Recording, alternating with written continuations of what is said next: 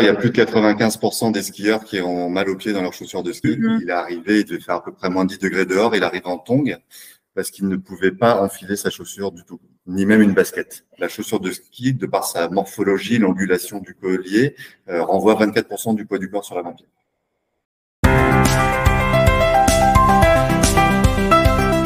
Bienvenue Aymeric sur la chaîne.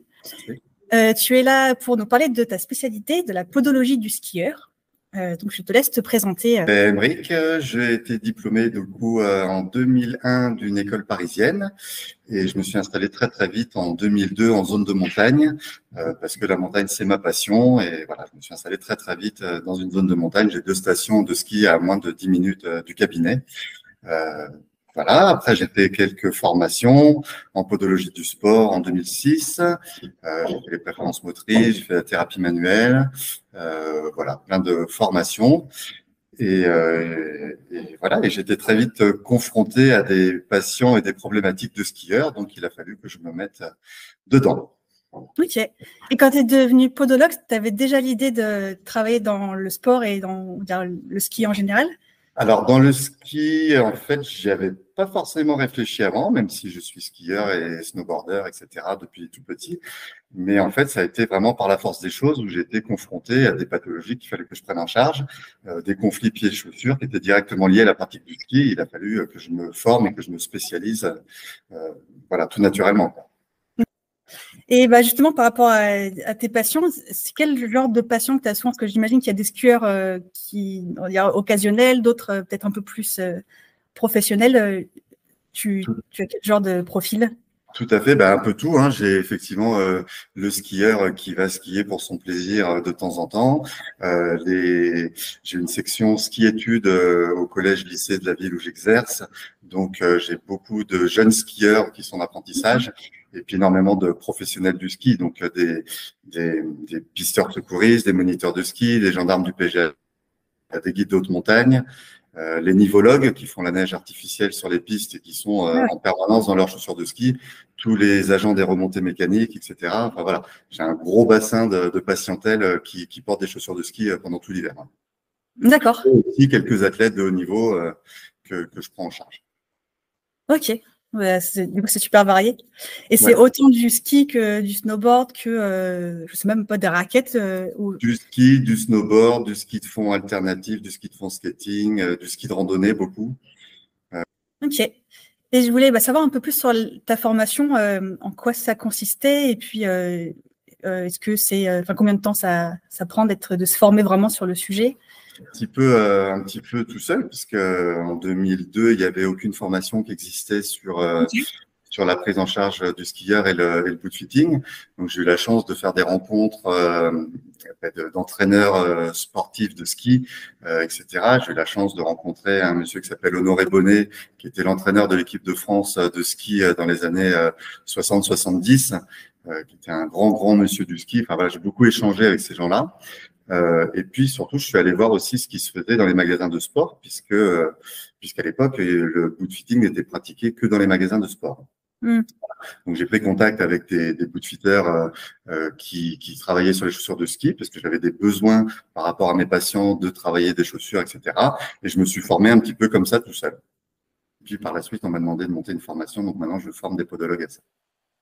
Ah ouais, super, ok. Ah, donc, tu as vraiment participé à mettre en place une formation, je sais pas comment dire, mais structurée et existante en tout cas. Par rapport à... Ok. Moi, quand je pense au ski, je pense à la vitesse, au poids qui est multiplié, notamment dans les virages, je pense aux impacts. Donc, est-ce que tu peux nous en dire plus sur la particularité des pieds des skieurs et puis toutes les contraintes qu'il peut y avoir dans la posture et dans les pieds en général? Ouais, bien sûr, c'est vrai que quand on prend en charge un skieur en podologie, il faut déjà savoir comment il skie. Quel est son niveau, quelle est son activité, si c'est de la randonnée, du ski vraiment de racing, de faire des chronos, etc. Si c'est pour son loisir, voilà, vraiment savoir déjà quelle est sa pratique, son activité, son niveau, pour le mettre en corrélation avec la chaussure. Ensuite, effectivement, il faut s'intéresser à la biomécanique du skieur, puisqu'on est sur un sport qui se fait en triple flexion, flexion de cheville, flexion de genou, flexion de hanche. Et comme tu le disais, quand on fait un virage en ski, on a 2 fois plus de pression sur le pied à l'extérieur du virage. Ces pressions, elles sont situées sous les 2 premières têtes métatarsiennes et sur l'intérieur du talon. Enfin, voilà, il y a vraiment un examen spécifique qu'il faut prendre en compte, sinon on risque de passer à côté de quelque chose. Si on prend un skieur en charge et en faisant juste une analyse statique comme on le fait, dynamique, comme on le fait pour un sportif lambda, on va passer à côté de pas mal de choses. D'accord. Toi, qu'est-ce que tu regardes en priorité enfin, j'imagine que ça dépend vraiment du type de la pratique, quoi. Alors, ça dépend effectivement de la pratique, mais moi, ma priorité quand je prends en charge un skieur, c'est que je commence par étudier sa chaussure. Ok, tu leur demandes Voilà. Du coup de venir avec leurs Je ne chaussures. fais pas les choses dans le bon sens peut-être, mais en tout cas, c'est ma façon de faire. Je commence par voir si la chaussure qu'il me présente, elle est en adéquation avec son niveau. Donc, je fais un petit interrogatoire, bien sûr, pour savoir le niveau de pratique, etc. Si c'est un professionnel, si c'est un skieur loisir, etc. Et après, je regarde la chaussure. Parce qu'il m'est arrivé plusieurs fois d'avoir des skieurs qui se présentent avec une chaussure qui est clairement pas adaptée à leur niveau ou à leur pratique. D'accord. Dans ces cas-là, on commence par donner des conseils, à dire il faut changer de chaussure, vous pouvez pas skier avec ça, voilà. Et on se revoit après pour faire le reste. Mais je commence par là. Donc, ça peut paraître perturbant pour certains, mais je commence par le chaussant. Et après, je vais m'intéresser bien sûr à mon skieur, faire mon bilan podologique complet en le mettant en situation de ski et pour voir les contraintes qu'il va subir dans sa chaussure de ski et pendant la pratique de son sport. Qu'est-ce qui amène tes patients à te consulter? Est-ce que c'est des douleurs? Est-ce que c'est plus pour de la prévention ou de la performance? Ah ben, un peu tout. Ça dépend des cas. Dans la majorité des cas, c'est alors pour les professionnels, donc les gens qui travaillent avec des chaussures de ski, ils viennent en prévention parce qu'ils ont déjà eu forcément des problèmes dans leurs chaussures de ski. J'avais fait une petite enquête il y a 3 ans auprès de 232 skieurs, enfin professionnels du ski, pardon. Ma première question, c'était est-ce que vous avez déjà eu des douleurs dans vos chaussures de ski? J'ai eu 216 réponses positives et seulement 16 skieurs qui n'avaient jamais eu mal dans leurs chaussures de ski. Ah ouais, d'accord. Voilà. Okay. Donc c'est plus de 95% des skieurs qui ont des problèmes dans leurs chaussures de ski. Du fait de la chaussure, bien sûr, on a une coque rigide, donc forcément, si on a un conflit pied-chaussure, ça va être la catastrophe. Et j'ai aussi tous les skieurs qui vont venir, donc là plus en prévention, mais parce qu'ils ont des douleurs au moment où c'est en phase inflammatoire. Donc ça peut être les conflits pieds-chaussures, comme j'en parlais il y a une seconde. Ça peut être aussi toutes les pathologies musculo-tendineuses, notamment chez les randonneurs à ski. Je sais pas moi, des syndromes fémoro-patellaires, des syndromes de la bande latino-tibiale chez les skateurs notamment, des tendinites d'Achille. Enfin voilà, toutes les pathologies musculo-tendineuses qu'on peut retrouver comme chez tous les sportifs, je veux dire. Mais la spécificité, effectivement, chez le skieur, ça va être les conflits pieds-chaussures. Donc la chaussure, elle est hyper rigide, je pense qu'il vaut mieux. Mais il y a quand même une évolution dans les chaussures, dans le sens où elles sont peut-être plus flexibles, où elles permettent mieux au pied d'avoir moins de contraintes. Alors, il y a des évolutions, bien sûr, comme dans tout sport, le matériel évolue. Après, on a... en fait, tu parles de flexibilité, mais le flex de la chaussure de ski, qui est l'indice de rigidité de la chaussure, en fait, il va être adapté en fonction du niveau du skieur.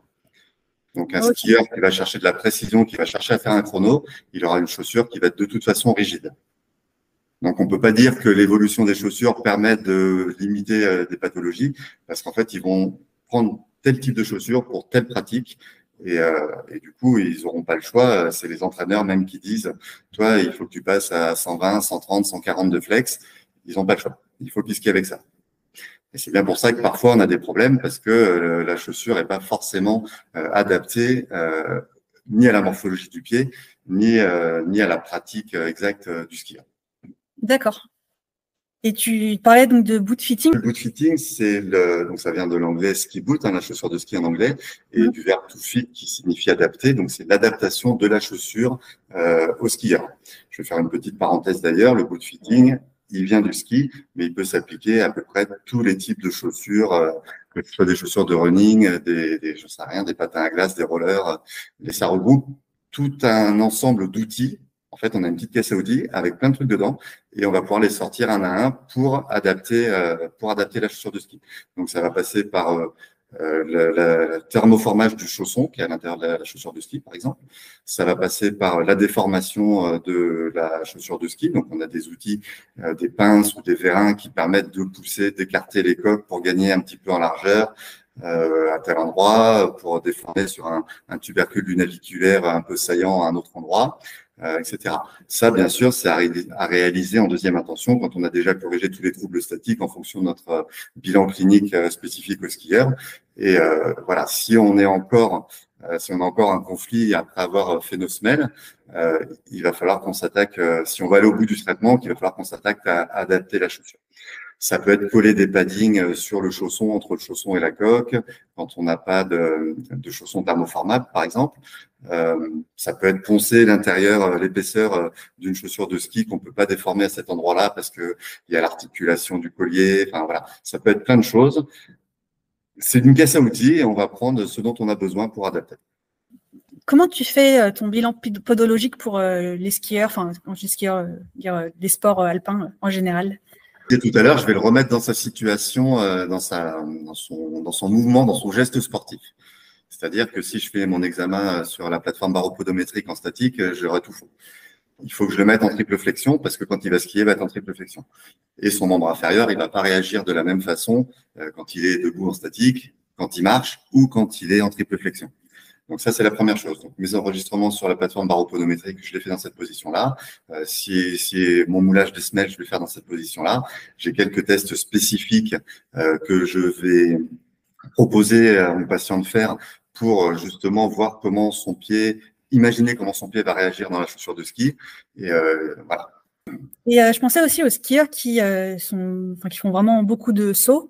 J'imagine que l'impact peut être important. Est-ce que c'est quelque chose qui peut être amélioré aussi dans le boot fitting, l'amorti? Bien sûr. Alors, on a dans les skieurs qui font beaucoup de sauts, il y a deux types. Il y a les freeriders et les freestylers. Les freeriders, alors la différence, c'est que le freerider, il va descendre une pente vierge en créant sa propre trace, son propre run, et il va faire aussi des figures pour marquer des points face au jury qui l'attend en bas. Ces skieurs-là, ils cherchent une énorme précision. Donc, en général, ils utilisent les mêmes chaussures que les skieurs qui font de la compétition, qui cherchent à faire des chronomètres en tournant autour des piquets.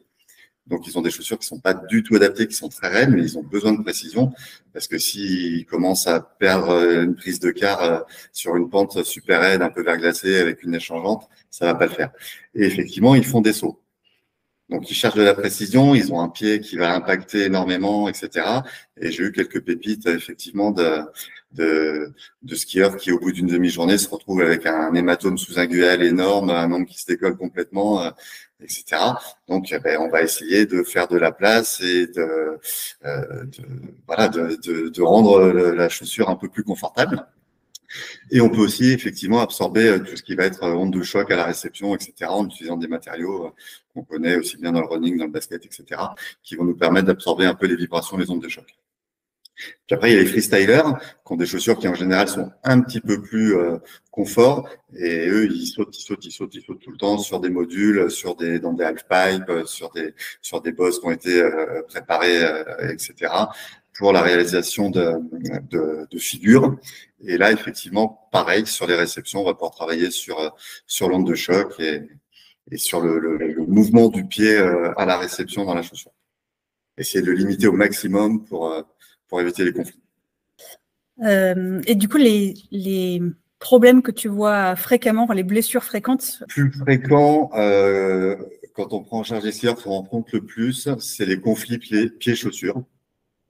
C'est en interne la malléole tibiale, le tubercule du naviculaire, la première tête métatarsienne. En externe, ça va être la cinquième tête métatarsienne. Ça, c'est la pathologie reine du skieur. Une inflammation, une bursite sur la cinquième tête, l'apophyse styloïde du cinquième méta et la malléole fibulaire. Et la face postérieure du calcanéum. Voilà. D'accord. C'est vraiment les zones qu'il faut checker à chaque fois qu'on a un skieur qui vient. Et quand il arrive après avoir skié, en général, on n'a pas besoin de checker très longtemps. On a une grosse inflammation. D'accord. Je parlais juste de mon cas personnel, mais je pense que ça peut aussi intéresser d'autres personnes. Je fais un petit peu de snow il y a longtemps et j'avais très mal au genou avant. Et je me demandais si c'était, je me demande maintenant, parce qu'à l'époque je me demandais pas, mais si c'était dû au chaussage ou peut-être à comment le pied était positionné sur. Ouais, ça peut être. Il y a le stance en snowboard, donc c'est l'écartement des fixations, et puis tu vas avoir l'angulation. Si tu vas faire de l'alpin, tu vas avoir un angle très très ouvert. Si tu fais entre guillemets du snowboard classique, tu vas avoir les pieds quasiment à 90 degrés. Et puis si tu veux faire un peu de figure, tu vas avoir les pieds, pardon, je vais mettre comme ça, quasiment inversés, quoi, pour pouvoir aller dans un sens comme dans l'autre. Le snowboard, clairement, c'est tout un transfert de poids du talon sur l'avant-pied et inversement pour pouvoir diriger sa planche. Et ouais, les douleurs de genoux, c'est quand même assez fréquent chez le snowboarder. Ouais, j'imagine. Effectivement, le réglage là, ce sera plus le réglage de la fixation sur la planche qui va falloir peut-être checker ou demander à notre snowboarder de faire checker par quelqu'un de compétent. Après, c'est vrai que les conflits pieds-chaussures, dans la chaussure de snowboard, c'est quand même beaucoup plus confortable. On n'en a pas trop. On va plus avoir des compressions du coup de pied qui va parfois comprimer les artères dorsales du pied et entraîner des sensations de froid au pied, etc. Souvent liées justement pareil à la fixation qui vient écraser le coup de pied au mauvais endroit. Voilà. Donc, on peut travailler. Il y a beaucoup de boots de snow qui sont équipés de chaussons thermoformables. J'en ai fait un encore la semaine dernière là, qui avait vraiment ce problème de compression. Et on a thermoformé le chausson en écrasant bien le chausson à cette zone-là. Et après, quand il a essayé avec sa fixe, le problème était réglé. Et j'avais gagné aussi un petit peu de place en faisant une semelle plus fine que la semelle de propreté initiale de son chausson. Donc, on a gagné du volume dans la boot. D'accord, ouais, c'est vraiment de l'ajustement ultra personnalisé. Ouais, c'est l'ajustement. Et puis en plus, il n'y a pas de recette miracle puisque chaque chaussure, que ce soit une chaussure de ski ou une boot de snow, est faite différemment. Une architecture différente, des matériaux différents, une épaisseur de plastique différente, un système de fixation ou de crochet, de serrage différent. Et c'est vraiment du cas par cas. Et une fois de plus, c'est pour ça que je te dis que je commence par regarder la chaussure avant de regarder mon patient, presque. Parce que si je ne sais pas quelles sont mes possibilités, je ne vais pas pouvoir définir mon plan de traitement derrière. Je voulais savoir si tu as des cas dont tu te rappelles, pour lesquels tu te rappelles que tu as eu un impact significatif sur leur performance ou leur douleur ou. Écoute, j'ai l'hiver dernier, en pleine période de vacances scolaires, un pisteur d'une station voisine qui est venu. Il est arrivé, il devait faire à peu près moins 10 degrés dehors. Il arrive en tongs parce qu'il ne pouvait pas enfiler sa chaussure du tout, ni même une basket. Il avait une énorme inflammation de la 5e tête métatarsienne, une déformation vraiment très, très importante. Et en fait, il lui restait encore à tirer 1 mois et demi de boulot, quoi, avant de pouvoir commencer à relâcher. Et du coup, là, il a fallu travailler un peu dans l'urgence et effectivement, j'ai adapté, j'ai déformé une grosse déformation pour qu'il puisse skier. Bon, depuis, il a été obligé de se faire opérer parce que c'était vraiment tellement important qu'il ne voulait pas revivre la même chose cet hiver. Et du coup, en septembre cette année, il s'est fait opérer pour pas revivre ça. Mais on a pu, entre guillemets, lui éviter un arrêt de travail, une perte de revenus, etc. Enfin, voilà, il a pu finir sa saison. Et j'ai un autre cas aussi dont je voulais parler qui est très intéressant. C'est une jeune skieuse qui commençait à préparer le brevet d'État, donc qui passait le test technique, qui est la première épreuve à passer. Et elle est venue me consulter la première fois, là, je me souviens, elle arrivait dans le cabinet avec des béquilles. Elle avait une énorme sésamoïdopathie bilatérale. Et en fait, cette jeune skieuse, donc là, j'ai pas pu faire grand-chose parce que de toute façon, elle posait pas le pied par terre. Mais je l'ai revue une fois que elle a pas skié cette première saison-là où je l'ai vue. Mais du coup, on a anticipé pour la saison d'après pour qu'elle puisse enfiler ses chaussures et skier correctement. Et en fait, cette patiente-là, elle présente un pied creux varus. Donc, tout naturellement, je la mets sur mon podoscope, je regarde un peu la morphologie de son pied Et je me dis, bon, elle va avoir des problèmes. La première chose qu'on dit, c'est que ça va être la malléole fibulaire, la cinquième métatarsienne, etc. Et en fait, pas du tout. Quand je l'ai mise dans sa position technique, dans triple flexion, en fait, elle avait une hyperpronation majorée. Elle avait quasiment tout le poids sur les sésames, enfin sur la première tête, sous la première tête métatarsienne. Voilà. Donc ça, c'est si je l'avais pas fait mon examen dans ce sens, jamais j'aurais vu que son pied creux varus, il partait complètement en pronation et que du coup, ça posait problème sous les sésamoïdes. Et du coup, on a corrigé ça avec des semelles pour stabiliser un petit peu son pied, soulager l'appui du premier métatarsien. Et du coup, après, elle a eu un conflit sur la malléole fibulaire. Normal, ce que je devais avoir au départ. Donc là, on a travaillé le chausson et du coup, elle a pu skier la saison d'après tranquillement, sans avoir de conflit ni en interne ni en externe. D'accord. Voilà. Et ce n'est pas même dans sa vie quotidienne en dehors du sport? Alors si, on a fait aussi des semelles pour le quotidien, pour qu'elle puisse, pour corriger tout ça, parce que c'est pas arrivé effectivement en un jour, mais ça a été accentué par cette position en triple flexion. Ok. Et voilà, ce que je veux dire, c'est que donc on a vu, enfin on en a parlé vite fait dans les virages, il y a 2 fois plus de poids sur la jambe extérieure. Elle est en triple flexion, donc elle a tout son appui, son pied qui va basculer sur la première tête métatarsienne. Et la chaussure de ski aussi, j'ai fait une étude avec à peu près 80 skieurs que j'ai mis sur ma plateforme baropodométrique debout en statique normale et debout en statique normale dans la chaussure de ski. La chaussure de ski, de par sa morphologie, l'angulation du collier, renvoie 24% du poids du corps sur l'avant-pied. Voilà. Et cette jeune skieuse qui avait un centre de gravité plutôt postérieur avec son pied creux, elle passait à 82% du poids du corps sur les avant-pieds. Ah ouais, voilà. D'accord. Je l'ai testé sur ma plateforme avec ses chaussures de ski, en position ski, etc. pour comprendre le mécanisme. Et après, j'ai pu travailler avec les semelles d'abord, puis avec mes outils de boot fitting pour adapter sa chaussure.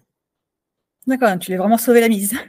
Ouais. Dans les 2 cas, quand même, c'est des patients qui sont arrivés finalement assez tard pour venir te voir. On les voir leurs médecins d'abord, hein, qui les ont mis sous anti-inflammatoires, béquilles, décharge pour ma skieuse, etc. Mais il reste le problème de la chaussure. Ok. Bon, on arrive à la fin de l'interview. Tu avais des sujets que tu voulais rajouter qui te semblent importants qu'on aurait pas évoqués? Non, je crois qu'on a déjà dit pas mal de choses, pas mal dégrossi. Je pense qu'on a balayé une facette effectivement du métier de podologue que peu de gens connaissent. Si, je voulais revenir sur ce que j'ai dit tout à l'heure en début d'interview, sur le fait qu'une fois qu'on a entre guillemets formé son cerveau à penser à ce qu'on va pouvoir faire avec la chaussure, ben, on pourra l'adapter à tous les types de chaussures. Voilà. Même les chaussures de ville, des escarpins, j'ai des embauchoirs qui permettent d'adapter quand on a un corps sur le 5e orteil douloureux et qu'on a clairement, je sais pas, une bottine qui pose problème parce qu'on n'a pas suffisamment de place. On peut déformer du cuir, on peut déformer du textile, on peut déformer tous les matériaux en caoutchouc, par exemple sur une chaussure de montagne, le pare-pierre ici, une chaussure avec, je sais pas, enfin avec un renfort plastique, on peut tout faire. Voilà.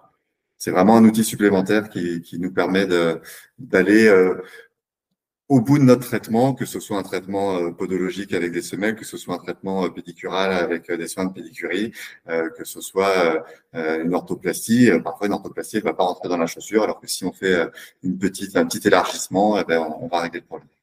Très bien. Merci beaucoup. Merci à toi.